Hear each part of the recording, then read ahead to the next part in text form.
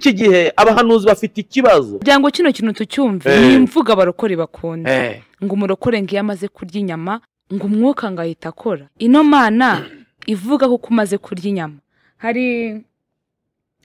hari abantu bitwaza ngo kwa Abrahamu ngo abamarayika baraje ngo babagenga ikimasa ngo bararya imana ntabwo irya inyama ngo irya amaroti ngo irya ijari ngo wayihahiye ijari ngo irahita ivuga reka ibitambo imana yishimira n'umutima utunganye nagira nkubwire ngo kuba warahanuwe n'abahanuzi benshi bakubwira amahoro ntibisobanura ko iri kumwe nawe gutamatama numva mu matwi yanjye n'ukwiki amanyanga ndi kumva mu matwi yanjye ari kuva he n'amati gusebanya numva uburiganya ndi kumva nimba warakoze ibyo ishaka ndimo burimo burava he iraje barane n'abantu hari abantu imana igiye kubaza impamvu uri muri iyi minsi babaza impamvu batakoze ibyo yababwiye kandi buriya iyo umuntu agutumye ikintu ntugikora uko gikwiye hari nubwo bashyiramo n'igihano iyo byanze ibyo ubika ni nka bombe izaguturikana ni ibintu bizaguturikana mu gihe tutazi isa n'isa byaguturikana ibyo byaha rero abantu bagenda bisigira nibyo bibarimbuza nibyo biri kurimbuza abantu bavuga ati kireka nkihane Imana imbabarire kubeshya Imana imbabarire gusomana Imana imbabarire utuntu nk'utwo tworoshye ariko bya bindi by'ubugome byo kugambana byo kugira gute akabisimbuka buryo umuhanuzi uzona wishyira hejuru usanga yazamuye ibiciro ngo jewe ngo singitega ubumoto ati nyuma yanjye nta wundi ngo nyuma yanjye ngo jewe ngo hejuru amavuta yanjye bari yamaze gupfa ni umupfu ugenda umuhanuzi wamaze gupfa umwuka abagisora ibiryoshye bitewe n'ababiha kuko nabo baterekwa ariko abameze nk'intumbi y'intare kuko ibiri kumuvomo biraryohereye ariko we yamaze gupfa mu buryo bw'umuntu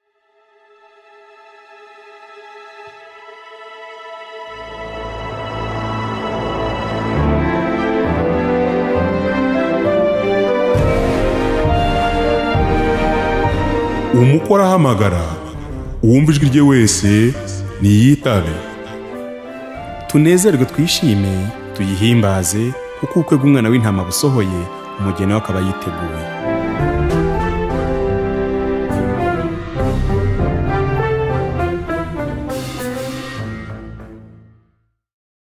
amahoro y'Imana kuri wowe dusangiye gucungurwa umugisha Imana itanga n'urukundo rwayo n'amahoro idahwema guha abantu bayo bikugereho aha ni kuri Beoro washyingiwe nk'uko bisanzwe wowe wabuje nonaha ukanze nonaha ni kuri Beoro washyingiwe dushimira abasanzwe bahari ineza y'Imana ibabeho Beoro washyingiwe n'umuyoboro mwiza Imana yadushyiriyeho kugira ngo umugeni wa Kristo atunganwe abo tubana buri munsi ho basanzwe babizi bamaze kubimenyera ni uburyo bwiza ni umwanya mwiza Imana yaduhaye kugira ngo turuhurane umutima umugeni wa Kristo atunganirizweho mu ndirimbo twumva mu byigisho mu buhamya butandukanye mu butumwa Imana igenda ituma ku mugeni kugira ngo umugeni wa Kristo ibyo arimo byose ahari hose uko ari kose abe mu mwanya nyawe umukwe azasange amwiteguye ijambo ry'Imana ryo rivuga ko umukwe akwiriye kudusanga nta n'iminkanyari igaragara mu maso y'umugeni Kristo yifuza ko azasanga umugeni wa Kristo akeye ameze neza yirimbishije kuko Kristo niwe mukwe natwe itorero riri mu isi turabageni mugeni wa Kristo ube maso uhore witeguye rero umukwe igihe azazira azasange witeguye ngiye turi kumwe n'Anita Ishimwe tugize umugisho kubana nanone n'umutumirwa wacu ntago ari ubwa mbere aje ahari harabamubonye mbere ushobora kumubonye nonaha ariko asanzwe atugenderera n'umwe mu babeura tugize umugisho kubana nawe Imana iramuzanye reka tumwakira dusuhuze ni karibu ndabashuje mu izina rya Yesu Kristo Imana ibamugisha kandi habwe icyubahiro si ubwa mbere ngeze hano si ubwa mbere tubonanye cyakoze uko Beoro ihora yunguka ubundi bwira abashya abashya kandi ni byiza kunguka. Njye nitwa Niyomugabo Philbert, Imana impa umwanya rero ngo mboneke tugande ku ijambo ry'Imana. Philbert, Imana iguhe umugisha. Nyemerera dusenge kuko ibyacu byose ni Kristo, niwe uyobora urugendo neza kugira ngo uyu mwanya utubere umumaro mu bwami bw'Imana. Uri Imana nziza, uri Imana ikomeye, tugushimiye, uri umurengezi wacu wa buri munsi, uri umucunguzi wacu, nuhimbazwe. Tugushimiye umwanya mwiza uduhaye rero nanone kuboneka kuri izi kamera za Beura. Nunyemerera umwanya tugiye kuzimaraho abo mwanya wo guhembura itorero. Ibyo tuvugira hano bihembura umutima w'umugeni wawe aho ari hose, kandi uduhe kungukira muri byo mu izina rya Yesu. Ikiganiro kiboneka hano, ubutumwa buvugirwa hano, ijambo rivugirwa hano, bibe iby'umumaro mu matwi w'ababyumva kandi buzahembure ubugingo bwa benshi. Mu izina rya Yesu urakoze, amen. Philbert, karibu nanone kuri Beura. Yego, turishimye kandi dushima Imana. Kandi dushimiye umuntu wese ubasha kumva bino biganiro kugira ngo bitugire umumaro. Tudatinze rero turasoma ijambo ry'Imana mu gitabo cya kabiri cy'Abami, igice cyaho cya 5, turasoma umurongo wa 10. Haravuze ngo Elisa aherako amutumaho ati, genda wiyuhagire muri Yorodani 7, umubiri uzasubira uko wari uri, nawe uzaba uhumanutse. 11. Namani abyumvise ararakara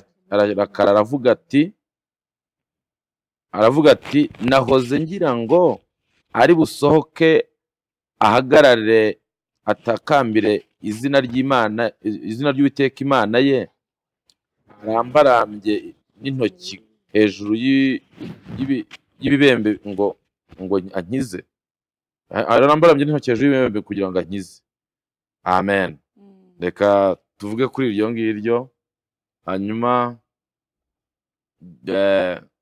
iri ni ijambo Imana iduhaye rifite intego ivuga ngo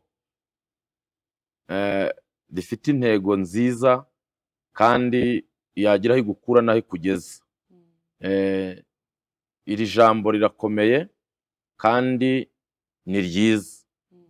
Rifite rero intego cyangwa iki Imana impaye ishyize ku mutima, iravuze ngo itandukaniro ry'umuhanuzi n'umutambyi.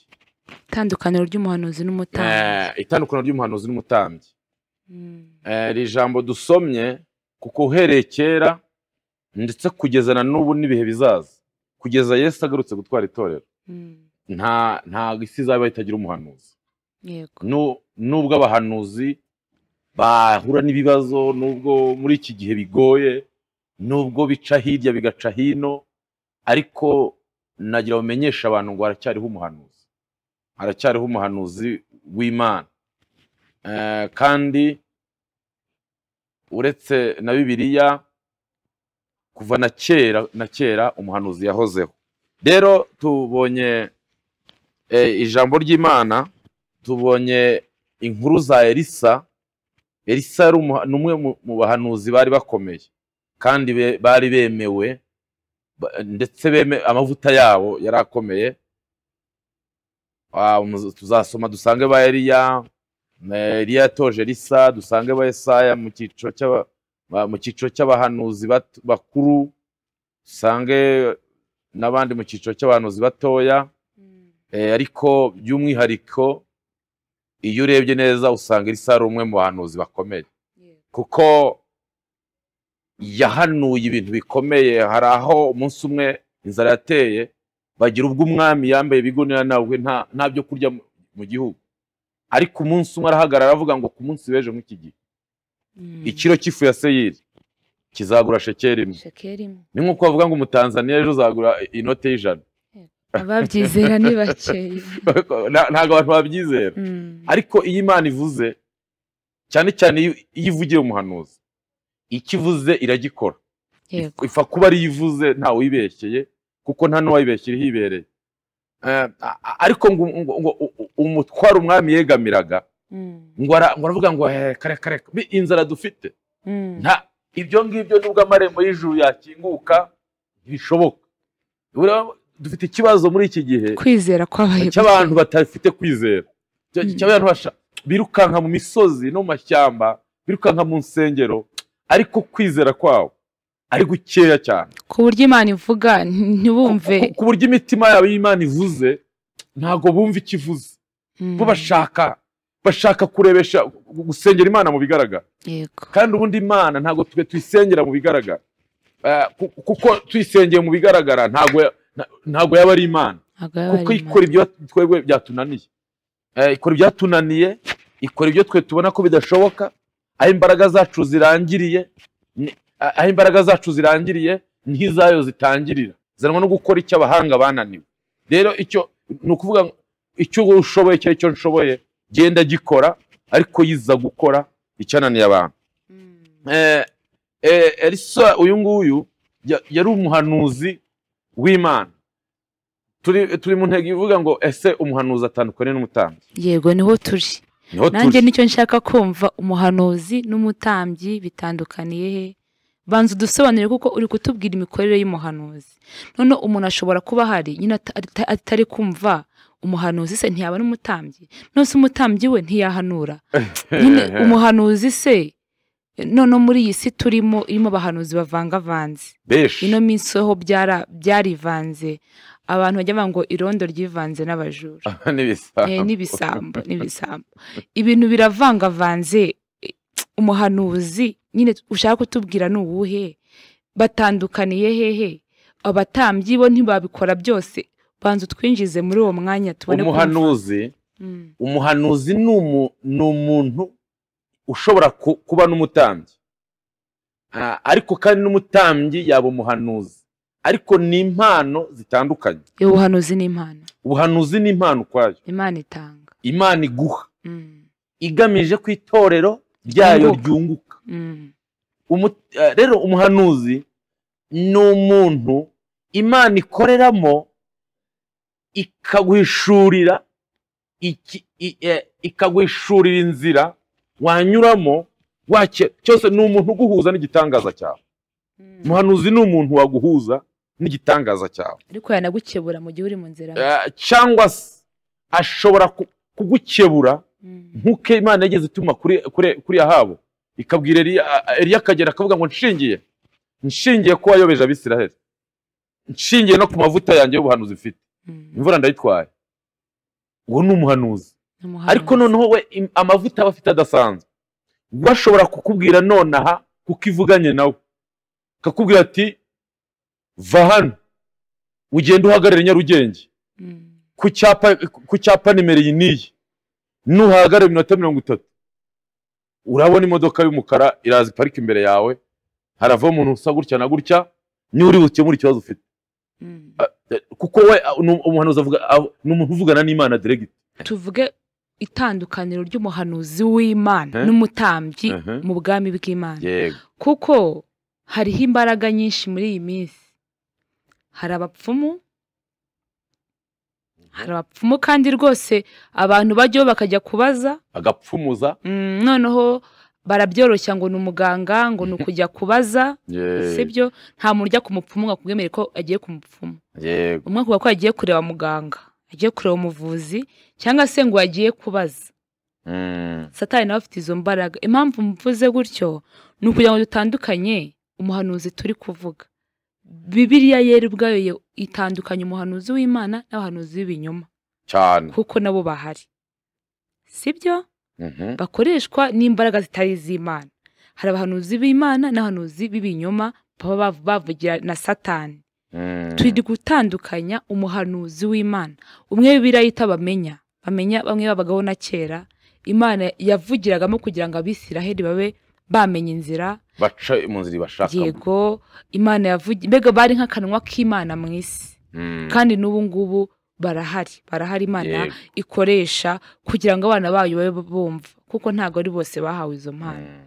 Abadukurikiye babyumve, turi kuvuga umuhanuzi w'Imana. umuhanuzi Imana w'Imana, isumba byose, Imana yaremye ijuru n'isi. se w'umwami wacu Yesu Kristo. Haleluya. Amen. Uwo nguwo niwe turi kuvuga. Abandi bo ku ruhande bamwe bajya kubaza, bamwe nyine bavuga ibyo bishakiye, ntabwo ariwe turi kuvuga uyu mwanya. Nta nubwo byemera. Je nemera isumba byose ko ari ihene kireka dendeza inyanja. Nasomye ijambo muri Bibiliya rirambwira ngo umupfumu atera inzuzi. Ngo ari Uwiteka n'utegeka uko bigenda. N'utegeka uko bigenda. Ni ukuvuga buryo ishatse ntiyanarya. Cyane. Nawe ari mu isi Imana yaremye. Kandi gatoya kuri abo bahanuzi cyangwa bataraba Imana, nabo Bibiliya ifite icyo bavugaho. Yego. Bibiliya hari icyo bavuga muri Samweli, iravuga ngo igihe Samweli yari yarapfuye, Samweli mwene Hana akaba umuhungu wa Elukana na Hana, umwe Hana yabyaye yarabuze urubyaro, yarabanje guhiga umuhigo, niwe waje kuvamo umutambyi, avamo n'umuhanuzi. Urumva ko izo mpano yari azifite ari ebyiri. Yagiriwe umugisha zihabwa zombi. Yagiriwe umugisha zihabwa zombi ari ebyiri, aba umutambyi aba n'umuhanuzi.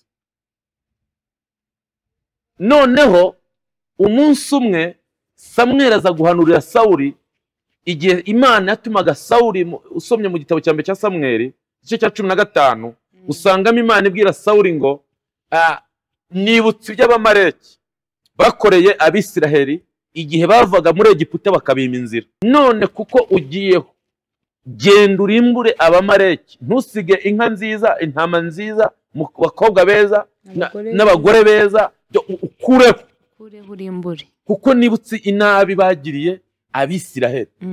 Sawuli ati yego rwose. Urumva arakiri no mu mavuta mashya nyine mazima yo kumvira. Noneho aragenda, ibyo yakoze, agezeyo ngo umwami Agagi ngo aramurebye avuga ati ntago nakwica mugenzi wanjye, kandi Imana yamuhaye iryo tegeko. Bibiliya iratubwira ngo Imana nijoro isanga Sawuli yaragiye irokora ngo inka nziza n'abakobwa beza,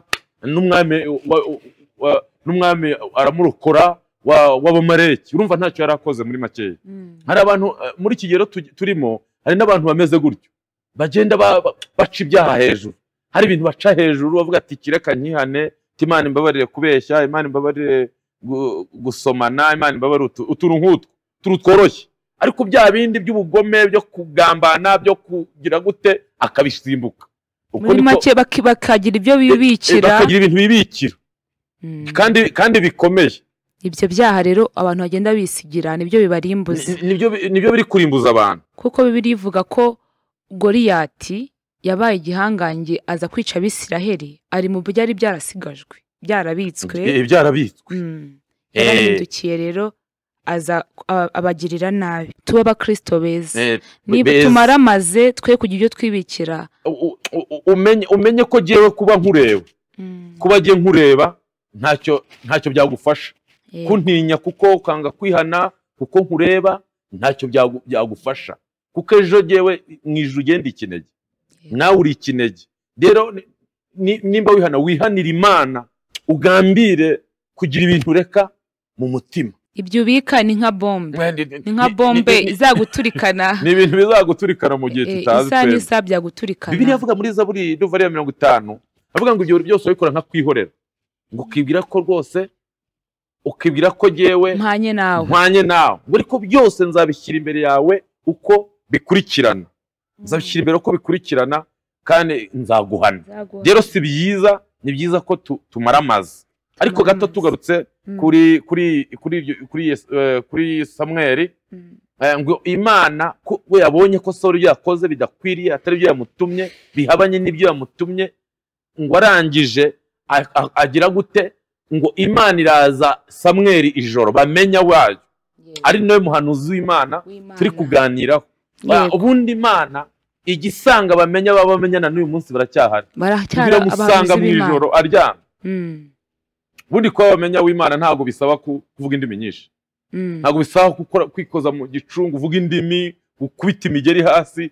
Imana ishobora kuvugana nawe unagenda, ishobora no kuvugana nawe utwaye imodoka, ishobora no kuvugana nawe uri mu kazi, ishobora no kuvugana nawe ufa kuba ufitanye connection n'Imana. Uwo niwe muhanuzi w'Imana ndi kuvuga. Yego. Ngo arangije ngo yamubwira ngo rega ibyo natumye Sawuli ntiyabikoze, ibyo yakoze si byo twavuganye. none genda ugereyo umumbariza impamvu. Hari abantu Imana igiye kubaza impamvu. Hari abantu Imana igiye kubaza impamvu uri muri iyi minsi. Babaza impamvu batakoze ibyo yababwiye. Kandi buriya iyo umuntu agutumye ikintu ntugikora uko gikwiye, hari nubwo agashyiramo n'igihano iyo byanze. Rero hari ugakubitamo akantu k'agahano. Niyo mpamvu Bibiliya ivuga ngo aba nkunda ndabacyaha nkabahana n'ibihano. Cyakoze iduhana nk'umubyeyi igatucisha akanyabo. Imana irica kandi irakiza. Muhanuzi udukurikiye ikontorore neza ko niba uri umuhanuzi w'Imana by'ukuri koko ibyo yagutumye warabikoze cyangwa uri muri bamwe ije kubaza. Iraje barane n'abantu. Hari abantu Imana igiye kubaza impamvu. Hari abantu Imana igiye kubaza impamvu uri muri iyi minsi. Babaza impamvu batakoze ibyo yababwiye. Kandi buriya iyo umuntu agutumye ikintu ntugikora uko gikwiye, hari nubwo agashyiramo n'igihano iyo byanze. Uwikundira mu cyaha ikamuhana n'ibihano, ariko nyuma yo guhana ibihano iyo ibonye ibihano bidahagije umunsi umwe yigeza yica wuza. Yego. Bavuye kuzana isanduku y'Imana. ngo kuko bari bayikuye mu Bafilisitiya bari barayinyaze, ngo kuko Abafilisitiya bari bazi agaciro k'Imana isumba byose, bo bayihekesha inka. Ngo igeze no mu Bisirayeli baravuga ati kameme turi mu iterambere, mukubita inka tugende, mukubita inka tugende, n'ubundi bayitwaye isanduku iri mu nka. Yego. Ariko Imana iravuga ati bari abakora babwiye ngo ibajya heka isanduku ibaremerere biti. Bibiliya ivuga ngo nuko uza ari umutambyi wemerwa n'Imana, ariko agiye uburangare ntiyaheka isanduku y'Imana nkuko byari bitegetswe, nkuko biteganyijwe. Ngo arangije ngo Imana itera ikibazo. Imana buri gitera ikibazo iyo ibonye abantu batumvishe neza, itera ikibazo. Kandi icyo kibazo igiteye kukivanamo biragorana kuko biba byarenze. Hariho biba byarenze. Ngo arangije amaze guteza ikibazo ngo inka zirasitara. Uza avuga ati isanduku wenda kugwa, ajya kuramira bitasira mu nigarapo. Wagira ubwoba ati ya Mana burya nta mikino ifite. Irica kandi irakiza. Imana rero iranica kandi ikanakiza. Imana irashoboye kandi irakomeye. Icyo gihe rero Imana iraza Samweli mu ijoro iramubwira ngo genda umbarize Sawuli. Agezeho Sawuli amutanga imbere.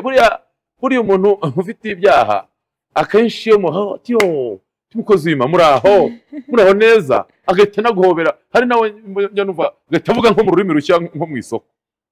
Ururimi rushya ari kurenzaho. Ururimi rushya ruje rute? Ko tuzi ko kugira turuvugeho bisaba kubanza kuyitereta. Ururimi koko ni urw'Imana. Hari n'ururimi rw'uburyarya rero.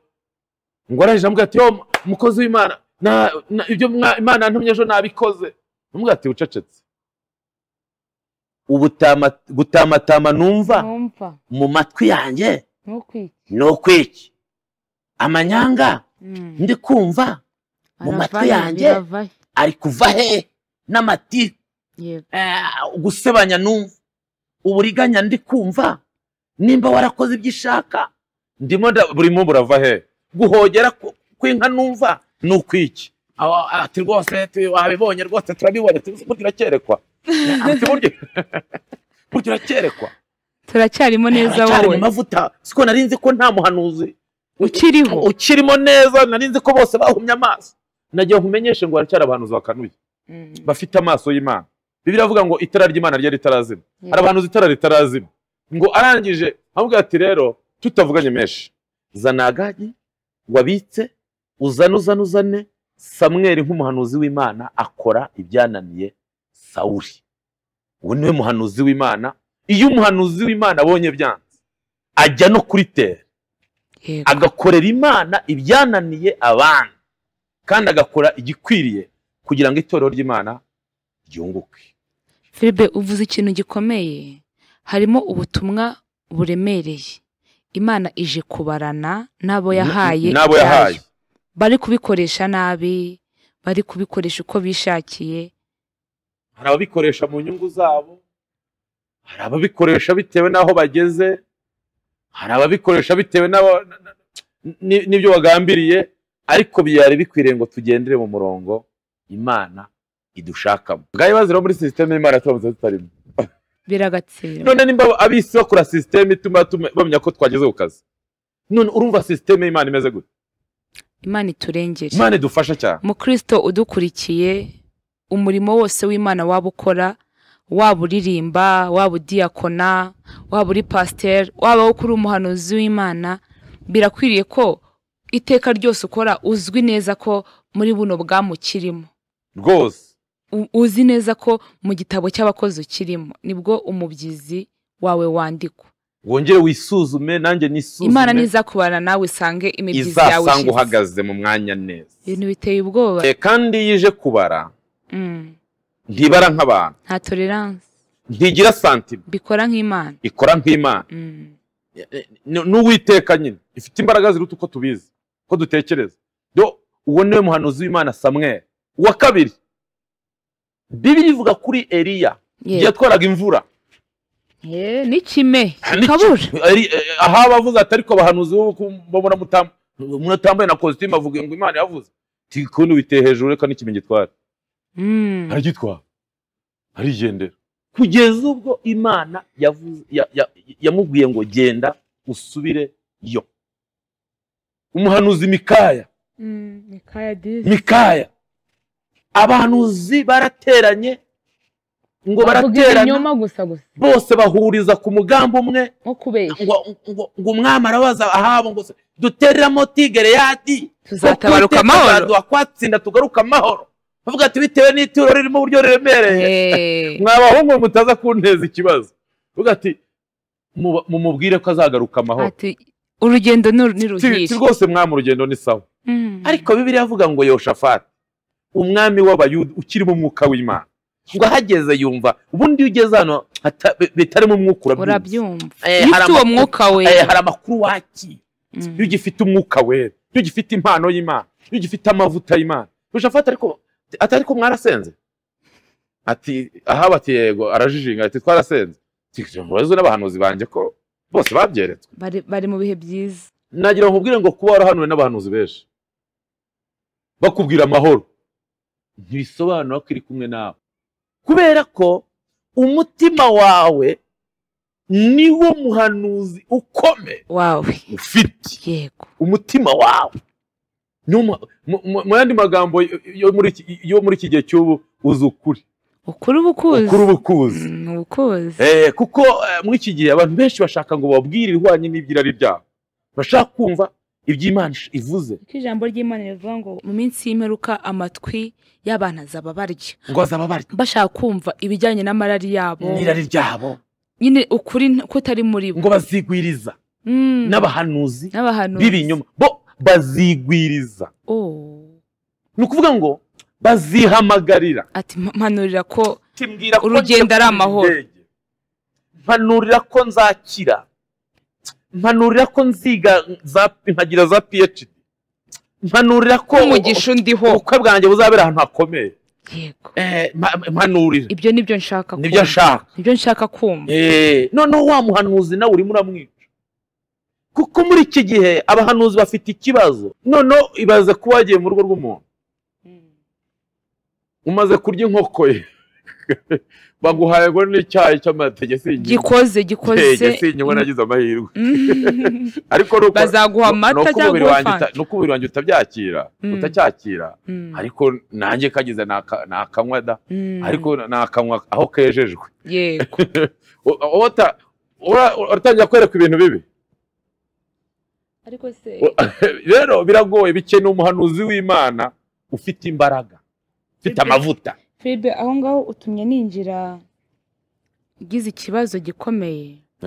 Umuhanuzi w'Imana nyakuri koko twamubwirwa n'iki? Ino Mana ivuga ko kumaze kurya inyama.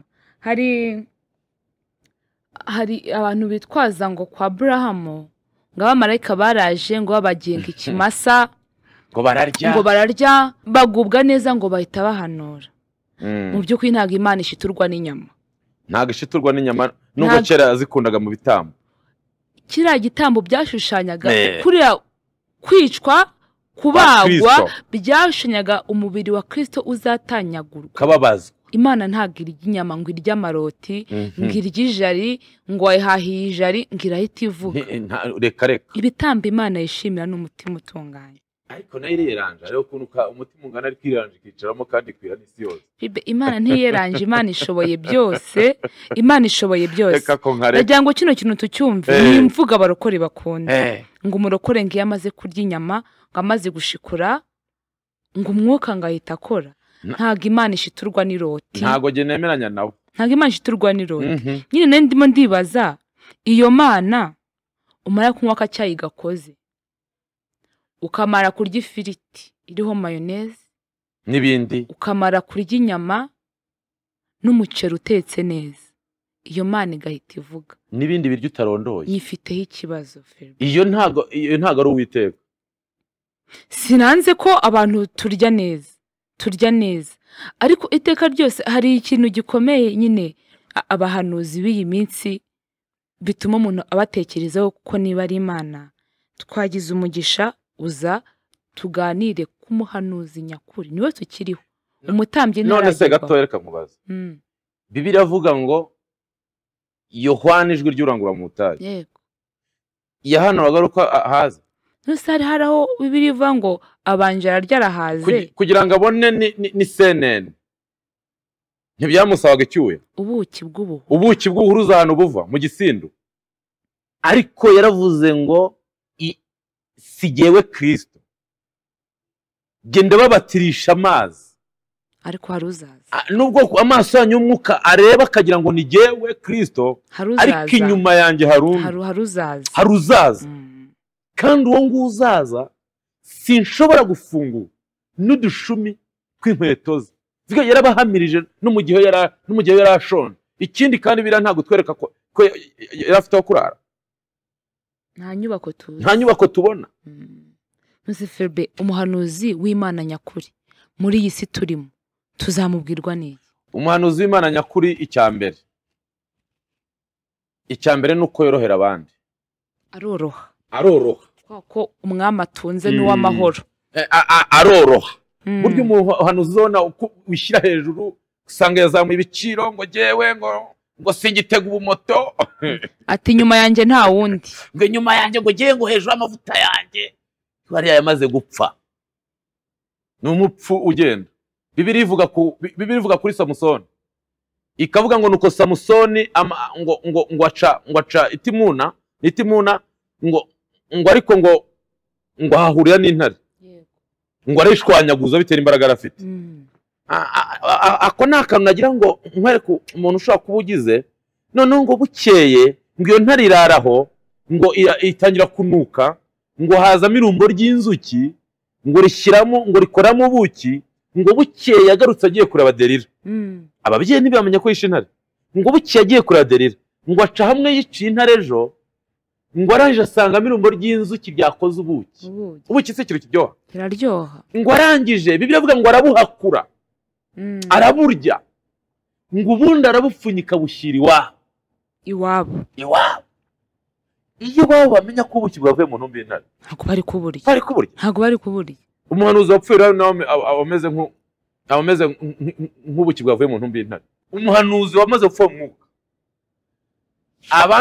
abagisora ibiryoshye bitewe n'ababiha, kuko nabo baterekwa.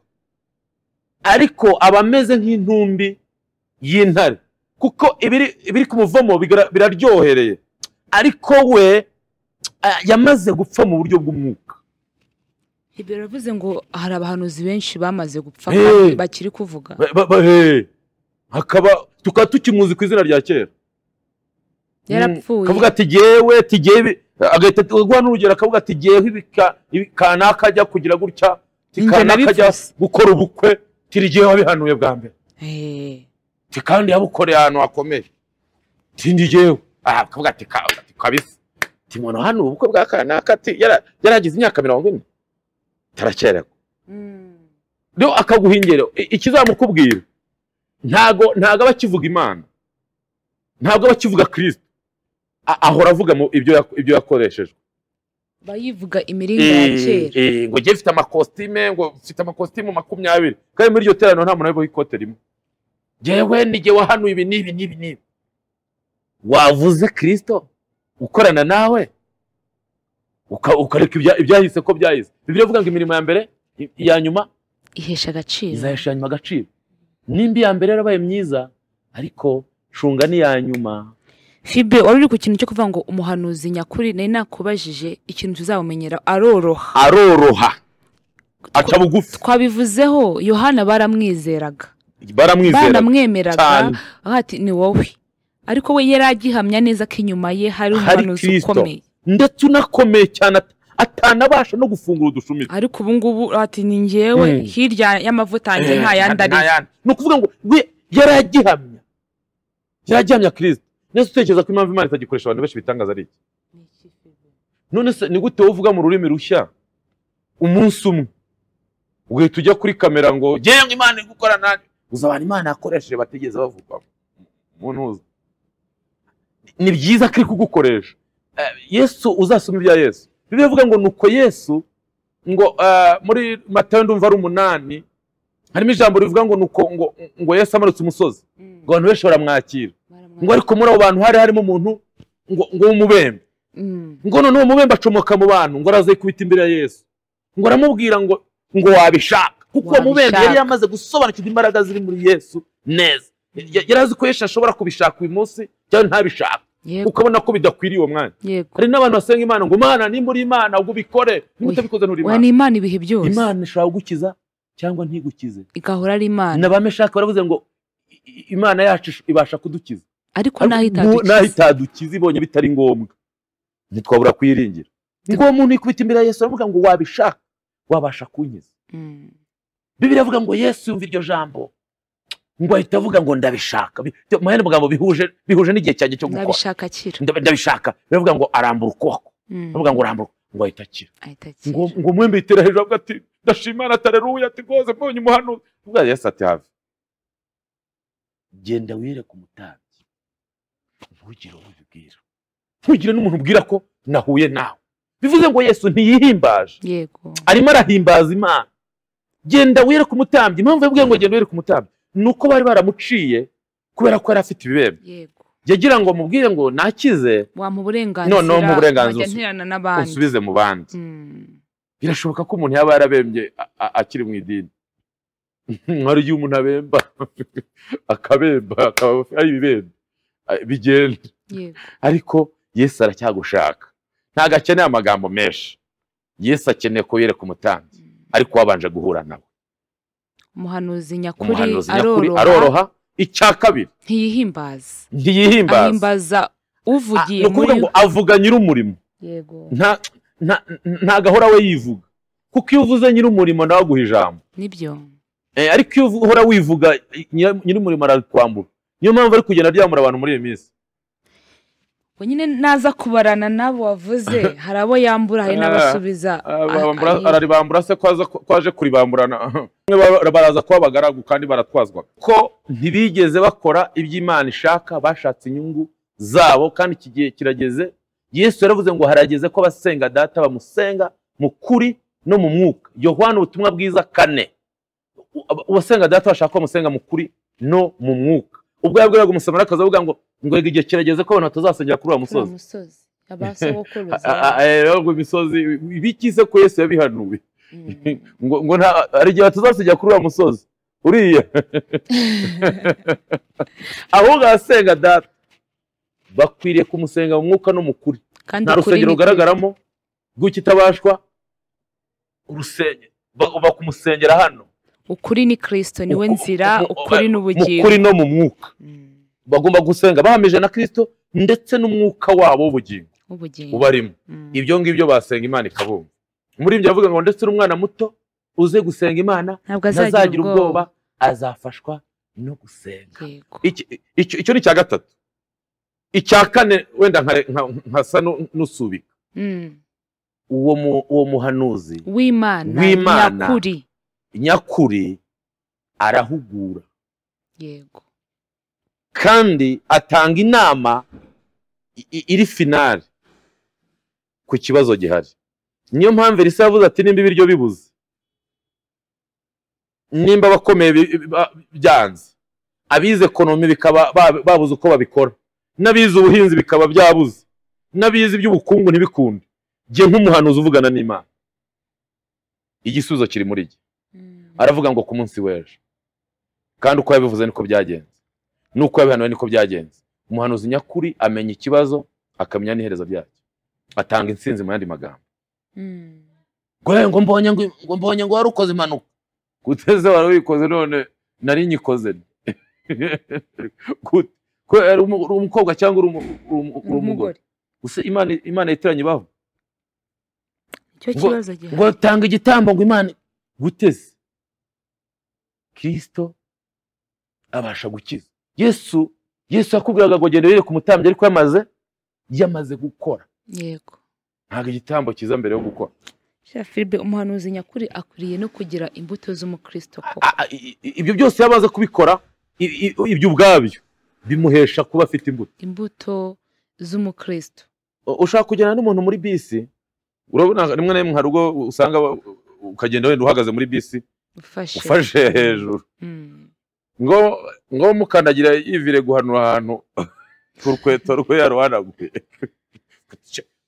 Mugira ubwenge, mwake mugenda mureba, amaso yanyu yarahumye, ntago mureba. Ntago umuhanuzi avuga nabi. Yego. Ahora azi ko ari icyapa gisomwa, abitse Imana muri we, abitse byasezeranyije muri we. Ni ukuvuga mu yandi magambo, ni kibi, arimo ikibitsanyo cy'Imana. Agomba rero guhora yitwara yigengesereye. Hari ijambo rivuga ngo tubitse ubwo butunzi mu nzabya zibumba zimeneka. Urumva zishobora kumeneka. Sizishobora, ibumba riroroha cyane. Bisaba ko niba ubitse Imana, ni ikintu cy'igiciro kinini cyane, uba ukwiriye gutwara wigengesereye. Isaha n'isaha ukabonerwaho imbuto, kandi ukaba uburuhukiro bwa benshi. Ikibazo gikomeye abahanuzi b'iyi minsi, ashaka gukomeretsa neza umutima wawe ugahaba. Hari ubwo njya mpura n'abantu, njye nkunda guhura n'abantu, akambwira ati jewe ati tubahanuzi ati nibo bandiriye amafaranga. Ahubwo nishane ni mwebwe tujya duhura barayamazera, ntiduhura barayamaze. Ugasanga umuntu yazinutswe gusenga kubera umuhanuzi mubi, utari uw'Imana, kubera umuhanuzi udakorana n'Imana. Ubundi umuhanuzi, Bibiliya Pawulo yaravuze ngo mwifuze iyo mpano. Yego. Ngo kuko iyo mpano itanga igikundiro. Yego. Ubundi umuhanuzi w'Imana, muzasome ibya Sawuli ukuntu agiye gushaka Samweli. Ngo aravuga ngo none se ko indogobe tuzibuze, akishi tuzamubwira iki dutaye? Uyu ati se nta turo, mbere ntajyaga ku muhanuzi nta turo, ariko yabaga yibwirije. Ntago babimubwirizaga. Ituro ry'umuhanuzi riremewe, ariko nta muntu uguforosheje. Umutima ukunze ukwemeje, ukavuga ati koko uriya muntu w'Imana, ariko nta muntu ugomba kwiguhatira. Ariko Philippe, hano harimo ikibazo. Hari ukuntu umuhanuzi aba ari mu mwuka w'Imana, akaguhanurira Imana imukoresheje, ukagira ngo niwe ubikoze, nawe ubwawe uhanuriwe, aho kwakira igitangaza Imana igukoreye. Kuko hari ijambo nasomye rirambabaza. Uzi ko Abisiraheli Imana bakuye muri Egiputa, ikambutsa inyanja itukura, rwa rugendo rukomeye rwose. Ariko bageze hirya bamaze kurya, badamaraye bamaze kwambuka inyanja, Abisiraheli uzi ko batamenye ko ari Imana yabikoze, ahubwo bavugaga ngo wa Mose, igihe Mose azamuka ku musozi, barabimenye ahubwo ntibabyibutse. Igihe Mose yazamukaga ku musozi, bavuga ngo wa Mose ngo wadukuye muri Egiputa, ngo ntabwo tuzi iyo yagiye. Mose wacu yadukuye muri Egiputa, ntabwo tuzi iyo yagiye. Aho kumva ko ari Imana yakoze ikintu gikomeye, baracyumva ko ari Mose nyine. Yego, Imana yaramukoresheje arambura inkoni ku mazi, ariko abahanuzi b'Imana barahari kugira ngo badufashe gususuruka, imitima yacu ihembuke, ariko twibuke icyubahiro cy'Imana kirimo. Ndetse turamenyeshwa iby'iminsi n'ibihe. Yego. Ariko dukure, abantu barahabye, babona umuhanuzi bakamwirukira, badashaka Imana iri muri we, ahubwo bashaka kumva ko basi yabareberamo. Niyo terima isigaye iriho, yabareberamo, reka muzane iwanjye harare wenda arandeberamo. Aho gutinya Imana, arakureberamo ufite iki ko kareba.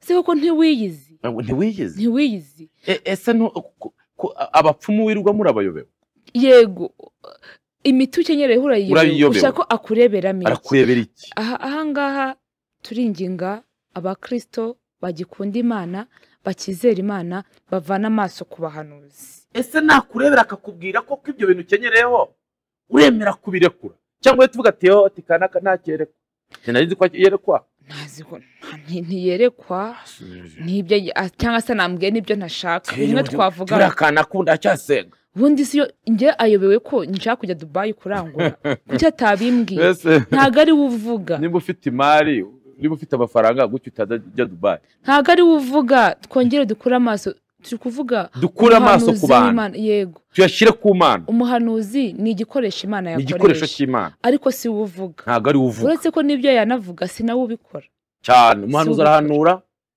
cyakoze yatuma ubona inzira ariko ntago ari uzayikugeza iyo ujya nukuri kose abantu bazatagangara barimburwe n'iki kintu guhanga amaso umuhanuzi hari abana benshi baguye muri iyo mitego Bibiliya iravuga ngo wenda ibyo Yeremiya yaravuze ngo mwizere abahanuzi banjye nanjye munyizere ariko igihe kirageze ko hari indirimbo arakarimo kuvuga ngo abazi Imana yabo nibamara gukomera bakora iby'ubutwari ni ukuvuga ngo abazi Imana yabo bazakomera ariko abatarayimenya biragoye birasabwa ko tuyimenya Fribe nuhanga amaso umuhanuzi uzagwa vuba iyo umuhanze amaso uragwa iyo aguye nawe uragwa kuko niwe waruhanze amaso nyine Fribe wavuze impfu z'abahanuzi niki kiri kwica abahanuzi hari ukuri umuntu atangira mu mwuka w'Imana ntago mbeshya agifite ubuzima buciriritse ariko nyuma Imana yamutera iteka ukabona bivangavanze nk'andi bose niki kiri kwica abahanuzi bigeze ku rwego Imana ije kubarana nabo ifite uburakari bungana gutya wenda nabivuga nko kuri ntuza nk'ebyiri cyangwa eshatu icyambere hari abagushwe n'icyubahiro gushaka icyubahiro banakibonye rwose Imana yavuganye nawe iravuga ati mwana wanjye nkugiriye neza nzagukomera aranakomera amavuta arayabona ndetse Imana yamukoresha ibintu bikomeye arangije yihisha muri rya kote ntiyasubira guca bugufi kumwacaga bugufi wumva ko icyubahiro afite cyose agikura ku Mana ari icy'Imana yego kandi Imana nayo irwana icyubahiro cyayo aho ho mwagipfa yigeze igipfa na Herodi yamwishe na ngo Herodi ngo ntiyajyaga avuga neza ngo umunsi umwe ngo aravuga ngo nukurego noneho Herodi ngo ubanza ari Imana ngo nayitereje umuntu ati rwose yamukubise urushyi Imana itoza mariko utazi mukubise urushyi rukomeye ukwitira umwe bayoza igiti neza umuntu w'umwami Yesaya 48:11 havuze ngo kubwanjye nzabyikorera sinzigera ntuma icyo nzagihundi umuntu urwanira icyubahiro umuntu wumva uremereye umuntu wumva hari aho wageze ca bugufi icyubahiro n'icy'Imana ca bugufi Bibiliya iranabivuga mu migani bavuga ngo wicisha bugufi imushyira hejuru ngo akubaha Imana ingororano ze n'ubukire icyubahiro n'ubugingo ariko icyubahiro kibona nyuma Imana yabanje kugihabwa ni icyayo no mu isengesho Yesu yigisha abigishwa gusenga yabwiye ngo mujye vuga ngo data wa twese uri mu ijuru wikurikire wumve niba hari n'abajya barisenga batazi uko icyo barisengera ngo data wa twese uri mu ijuru izina ryawe ryubahwe urumva ukuri gikunda niba izina ubwaryo ryubahwe nyiri izina ameze uti mu bindi byose mbere y'uko ibindi mvuga izina ryawe ubanze wubahwe umuntu wumva hari aho wari ugeze wumva utangiye kuremera reka ubanze wongere ubaha Imana ca bugufi garuka itarakwibutsa ngo izina rye ryubahwe ahita avuga ngo kabiri ubwami bwawe buze tubaye karibu haleluya tubaye karibu ahantu hose buze buhagere amen ubwami bw'Imana buhari bose waburi mu bwami gakena ako se hari ikintu Papa Shalom ajya akunda kuvuga gikomeye yigeze kuvuga mu kiganiro niba ari mu kiganiro nazo ko turasenga avuga ngo wizera Imana ku buryo nyine ukunda Yesu cyangwa ukunda Imana ku rwego yavuga ngo ngiye gutura ikuzimu ukayikurikirayo aho ngo harimo ibanga rikomeye ubundi ahantu umuyobozi w'igihugu ari buryo ubwami buba buri hanyuma rero ukwiriye gukunda Imana kuri rwego yakubwira ngo ngiye gutura ikuzimu ukayikurikirayo bitewe n'ububasha bwayo yizeye ukaba uri kumwe nayo. ubwo rero hari umuntu ushaka kubyumva ati reka ntabwo nayikurikira ikuzimu se njye najyanayo nayo gute kandi no hose arahayo. ahiri niho ubwami buba buri. Ahiri niho buba buri. iyo uvuze ngo ubwami bwawe buzi uburinzwe cyane. ahitongera Imana freedom aravuga ngo icyo ushaka aba ari cyo kiba. aba ari cyo kiba mu isi kuko kiba mu ijuru. oya ntabwo iyo tukibikunda dushaka Imana ikora ibyo dushaka. ahitano nashyire ibyifuzo aravuga ngo uduharire imyenda yacu aranihana nkuko tuyaraye bari turimo. ahangaha byatugonga Philbert Imana itubabare ko tubabarira. aka kantu nanjye iyo nkagezeho mpita ngacaho umurongo ariko birakwiriye ko tubabarira. ariko birakwiriye utababarira nawe ntabwo ababarirwa. twongere Matayo 5 ngo ahirwa abanyambabazi nibo bazazigirirwa kuko aribo bazazigirirwa. umukristo dukurikiye birakwiriye ko tugira imbabazi. akenshi iyo dusenga ikintu turakibuka ati Imana unyeze ibyaha n'ibicumuro uko nagenze nabi kose untunganye ariko wibuke neza n'uwakubabaje umugire imbabazi kugira ngo nawe uzigirirwe kandi ubyibagirwe. iri ni ihame Philbert tudakwiye kurengaho nk'abakristo. tubyibagirwe tuzigire twibagirwe iryo kosa umuntu yagukoreye. icyubahiro cyisha abahanuzi benshi. rero icyubahiro ni kimwe mu bintu byisha abahanuzi benshi. byisha abahanuzi. muhanuzi niba koko uri umuhanuzi w'Imana nibyo kubahwa nibyo ariko buri ntambwe yose uteye akantu ko kwishyira hejuru nikazamuka ujye ugaruka uvuga ati Imana icyubahiro ni icyawe ibi byose mvuze akaboko kanjye nta muti urimo kuba mukozeho uno mugongo ugakira uhabwa icyubahiro wowe ubikoze kuko ubikoze Mana. Bibiliya iravuga ngo numara gukora umurimo wawe neza ubw'Imana ngo umugaragu w'imburamumaro. ndi umugaragu w'imburamumaro. ibaze kandi bivuga ngo wakoze umurimo neza. noneho rero umukozi w'Imana niba waririmbye neza niba wahanuye neza Imana ikagukoresha menya ko hari imbaraga ikomeye hari wabikoreye muri wowe uce bugufi umuha icyubahiro. Amen. naho nukirwaniraho aho ngaho muzabarana nabi. reka ntago byavamo. Imana yagikunda cyane yigeze kukihesheza kuri Farawo birakunda. ruriya rukirwa ruteye ubwoba. aramukubita. umuntu w'umwami undi wa kabiri yigeze kugishaka Nebukadinezari nawe yaragishatse ajya kurisha ibyatsi yari umwami imyaka 7 nawe umwibuka. umwami ariko yararishije abaye nka ziriya nyamaswa zo mu ishyamba. uwo bita umwami wa Ashuri ngo yatutse Imana atuka yakoze ikosa atuka umwami ngo ati genda shaka abagore bawe n'ibintu utunze by'agaciro byose ubime kandi iyo Mana yanyu muri kwiratana nta n'ikishoboye. ahitamo hano wamyavuga ati urebe ibihugu nafashe byose ubwami bwose natwaye. yarebagahe none iyo Mana mwebwe izankizwa n'iki?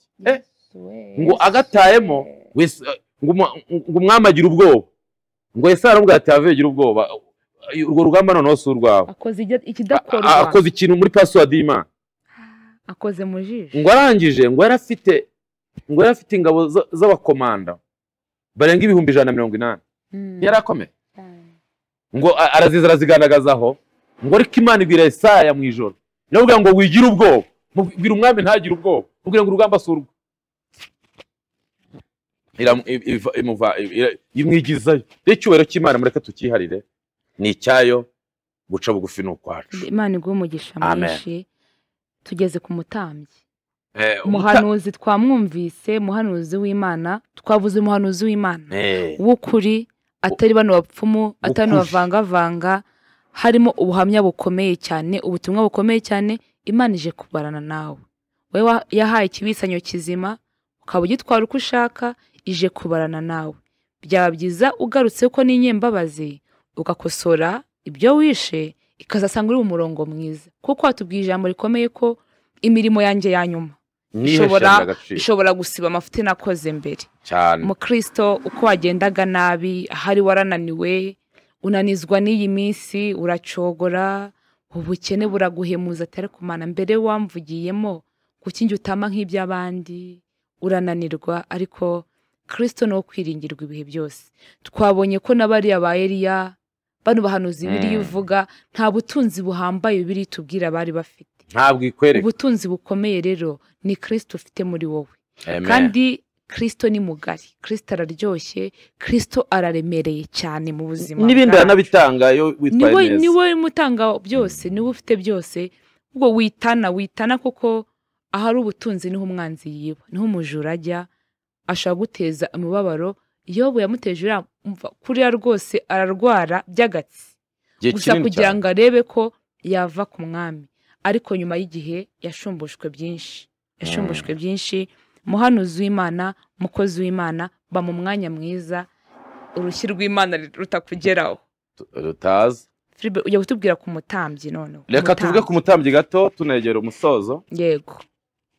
Umuhanuzi nabwiye ko ari umuntu Imana ishobora gucamo kugira ngo yagure itorero cyangwa ihugura abantu cyangwa nakugeze ku gitangaza cyawe. Unahumurizwe. Cyangwa unahumurizwe. Tumenye n'iby'iminsi n'ibihe. Ndetse umenye iby'iminsi n'ibihe. Umuhanuzi ni umuntu mwiza rwose. Ariko w'Imana nyawe niwe twavuzeho. None se urabona ibiti byose? Hari igiti kironje. Hari n'ikindi nikiryohera. Hari n'ikindi. Dore na kiriya cy'umwembe. Nacyo kiraryoha, ariko intungamubiri ziri muri ibyo biti ziratandukanye. Hari n'ikindi kirura. Akaba n'icyatsi cy'umutanga. Yego. Kandi byose bibatanyije bishobora kuvamo igisubizo bitewe n'igihe ugishakiramo. Yego. Rero ni nako bigenda. Rero Imana iguha impano bitewe n'ikigushaka. Bitewe n'ikishaka kuzagukoresha. Ntabwo umuntu yaguha impano y'Imana kuko ntabwo umuntu yagusabira Imana ngo mpera ngo Anita ngo mumpere ngo oya. Imana iguha impano bitewe n'umubisaruro n'icyo uzayimaza ishaka kukubyazamo wowe ndetse n'inyungu igamije ku bandi bantu. Icyo cyumve cyane. Imana kandi nawe Imana yahaye impano ntubyiratane kuko n'ubutunzi bw'Imana. Wibyiratane. Ibishatse uyu munsi yabikwa. Itware neza bwo uvuga ati Imana ushaka ko nkora iki mu bwami bwawe. Reka tuyisabe yongere duhishurire iki dushaka. Yego. Umutambyi rero ni umuntu nawe n'umuhuza w'Imana n'abantu.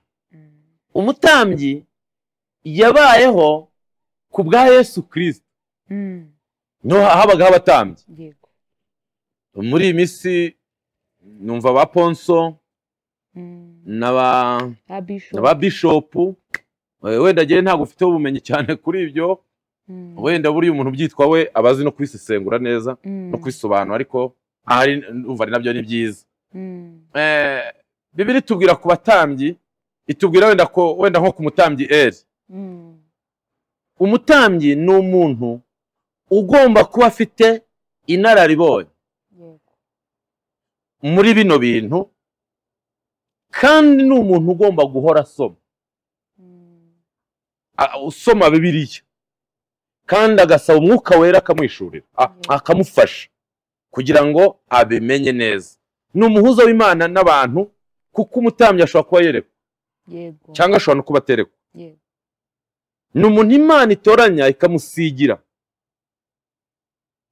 kujya yumvira abantu. Mbere ubundi waraza gukazana ibyaha byawe, ukazana n'igitambo ukagihereza umutambyi, yarangiza ukavuga n'ibyaha byawe. Umutambyi ni umuntu ugomba kugira ibanga. Ni umuntu ugira ibanga ku rwego rukomeye. Umutambyi utagira ibanga ubundi ntago aba yujuje inshingano z'ubutambyi. Agomba kuba agira ibanga. Cya kabiri agomba kuba kwije ubwenge, ufite ubwenge bw'Imana, ubwenge bwinshi, kuko asabwa no kuganiriza abantu, akabahugura, agatesha, akanigisha. Agomba kuba afite ubwenge bw'Imana. Agomba kuba afite ubwenge bw'Imana. Kuko umutambyi ni umuntu wabaza ibibazo kandi bigomba gusubizwa muhagarara muri aho. Rero umutambyi Eli ngo arangije Imana yamutoranya. Imana niyo yitoranyizaga umutambyi. Irangije amutoranya, ariko akicara ku ntebe. Ibyo yakoze mwaje kubyumva. Nawe yaje guhemuka, yigumira mu cyubahiro cy'intebe. Abana b'abahungu be bakora amafuti, bakora ibyaha, bakajya bajabura inyama zo mu nzu y'Imana zidahiye, bakazijabura, bagakora ibizira, bagatoba ibitambo, bagasambanyiriza abagore mu ihema ry'Imana. Barasayishije cyane. Barasayisha. Ariko Imana imutumaho. Umusaza akabihorera. Imutumyeho ngo aravuga ngo yewe ngo Imana izakora ibyo ishaka. Ni kuvuga nta mwanya wo gusenga yari afite, nta n'umwanya wo guhugura yari agifite. Rero umutambyi utagifite umwanya wo guhugura, inshingano zarakunaniye. Filipe, umutambyi turabona cyane icyo gihe cya Bayeri, mw'icyo gihe cy'isezero rya kera bahuzaga abantu n'Imana nk'uko bahuzaga abantu n'Imana. Ariko dushimiye ko Kristo yaje yabaye umutambyi n'igitambo kimwe rukumbi witeka. Iyo tuvuze umutambyi mu gihe nk'iki ngiki tuvuga nk'abapasiteri, nka pasiteri bahagarara, urabona tubita abashumba. Abashumba mu izina risanzwe ni umuntu uragira, umushumba. Noneho kwa kundi Yesu yabibwiye Petero ati rero va mu mafi uze ujye kuraba abantu, ujye kundagirira ubwoko. Muri se kuragira urumva ari iki? Ega kuragira ufite inshingano kuri ziriya nka, ufite ikintu gikomeye cyane kuri ziriya ntama. Ubuzima bwazo buri mu maboko yawe. Ni ukuvuga ngo kera tukiragira inka, iyo waragiraga inka wagiraga nk'inka wenda ijya kona cyane, ugomba kuba uyizi n'akanyanda mu kurya ukayakamenyera, ukaba igera ku gasozi ugahita yiryamira ukayimenyera. Noneho rero ibaga uri umushumba utazi ubuzima bw'izo nkuragiye, zapfa gutazi icyo hari yafatwaga n'ikibugu, hari yicwaga n'ibirondwe kubera ko utayishitura, hari n'ibyo bita ibyiha byazaga bigafata bena. Ariko iyo umenye ubuzima bwazo urazishitura. Kuzishitura no kugenda utuma bya byaha bitabageraho, ukabagira inama n'utwamugiyeho ukamufasha ko kamuvaho, ukamufasha kwihana, ukamwigisha kwihana icyo ari cyo, ukamwigisha inyigisho ikamucengera, ukamenya ko icyaha ari kibi. Noneho iyo baga uri umushumba rero ugira umwaga, iyo uri umushumba ugira umwaga, iyo yajyaga kona, kuko ikunda kona n'ubundi ntibiri buyivemo, wayicishaga inkoni. Rero umushumba utagira imbabazi, umushumba agomba umutambyi cyangwa twakwita umushumba w'iki gihe agomba kuba agira imbabazi. Ijambo imbabazi riracyagaruka. Agomba kuba agira imbabazi, agomba kuba azi guhugura. Ariko iyo wamenyaga ko ari nyantege nke, nawe ufite uko wayigenzaga. Wemenyeraga ibyatsi cyangwa ukayigobeka ukayishyira nk'ahantu irisha hari ibyatsi bitoshye, kuko ntizikurisha udutoya, ariko nayo igataha hasi. Yego. Rero birakwiriye ko umutambyi agomba kuba yujuje ibyo byose. Bashumba muzumva iki kiganiro, ni byiza ko mumenya intama. Bashumba birakwiriye ko mwongera kumenya ubuzima bw'abakristo. Tukwiye kubashakamo amaturo gusa, tukwiye kubifuzamo umunezero gusa, twumve ko n'ubuzima bwabo burabareba. Ubuzima bw'abakristo bareba abashumba, ni izina rikomeye cyane. Ni izina rikomeye. Tugera ku musozo rero, Imana iguhe umugisha Philbert. Ndawakiriye. Dutewe iteka n'Imana ryo gutuma ugaruka, kandi n'ubundi uzaza kuko umurimo w'Imana ni mugari, kandi duhora twunguka. Ubu ngubu aho bino byari biri biragabanutse, Imana iroza kuzuzamo ibindi ishaka kubwoko bwayo bugumva. Ntugatinde kuza, kuko buri uko utanze niko wongererwa. Oyagiye nitabye Imana, nta kibazo kaye kwitaba Imana si ugupfa. Ubu nayitabye kujya inkoreshe, numva ibyo ishaka mbikore, hanyuma nsoza umugambi wayo mu isi. Tugusaba imisho itagabanije rero, twaganiraga ku itandukaniro ry'umuhanuzi w'Imana nyakuri n'umutambyi. Urebye rero ntago bitandukanye cyane, kuko hari inshingano bagenda bahuza, ariko twiye kubibyiganira. Niba uri umuhanuzi Imana ikunyuramo, wihita wumva ngo ugiye gushinga urusengero, ntago inshingano z'umutambyi zifite zose. Ntago uzifite. Wikumva ngo Imana ikuvugiyemo ngo ukoze kuri Samweli ngo umutwe uri kumurya, ngo arakubwiye ngo ndakize, ngo uhite wubaka urusengero. Hoye, ntago wowe ubishoboye, ni Kristo ugukoreye kugira ngo akize uno mwana we. Twe kubivanga. Nanone niba uri umushumba, wirwanya abahanuzi b'Imana. Wirwanya abahanuzi ngo najya guhanura uhita ushyiramo umuziki. Wibarwanya, kuko byose bizira kugira ngo byungure itorero ry'Imana. Imana nikugirira neza, iyo Mana izayiguha, itanga itimana. Ariko nawe hari ibyo ufite adafite. Nawe muhanuzi, wikumva ko uri gitangaza mu rusengero, umushumba afite umwanya we, mwubahe. Ahubwo hamwe n'Imana n'imbaraga z'Imana byose bikorwe muri gahunda kugira ngo byungure itorero ry'Imana. Imana iguha umugisha rero. Amen. Watubwiye ikintu gikomeye ku bahanuzi batakaje umurongo, mugaruke Imana ije kubarana namwe. Nawe umwanya wose urimo, nawe uhagaze wirinde utagwa, kugira ngo Kristo umwanya azagusangamo bizabe biryoshye. Ari inkuru njya nsoma nyine nkumva zinteye ubwoba, ngo umukire ngo yaragiye ngasiga abagaragu abasigira amatarano. Buri wese aye, uwahaye 5, uwahaye 2, uwahaye 1, nyine bose bayakoresha neza, ariko uwo yahaye 1 ngo aragenda araritabika, ngo ari umunyamwaga mubi. Atatu data uye n'undi arya atakoze, kandi wowe rimwe niba unafite akazi gake, sikari gakeya, kandi ntago bari kumubaza umusaruro w'ibyo watamuhaye. Ariko kubera umwaga we aratabika ati data buja abashaka inyungu atakoreye, ntazo namuha nanjye. Ati nanjye ndabitabitse. Uwo ni umwanya wo guhimana. Ni bibi. Iherezo rye ryabaye ribi. Ndumva ari nkabwo ubutumwa rutuzaniye. Gerageza ukoresha itaranto ni nk'impano Imana yaguhaye, kugira ngo utazajugunywa hanze, aho uzaririra ugahekenya amenyo. Imana iguha umugisha. Ndawakire mu izina ryawe. Gusoza dusengera kandi namwe ubahe.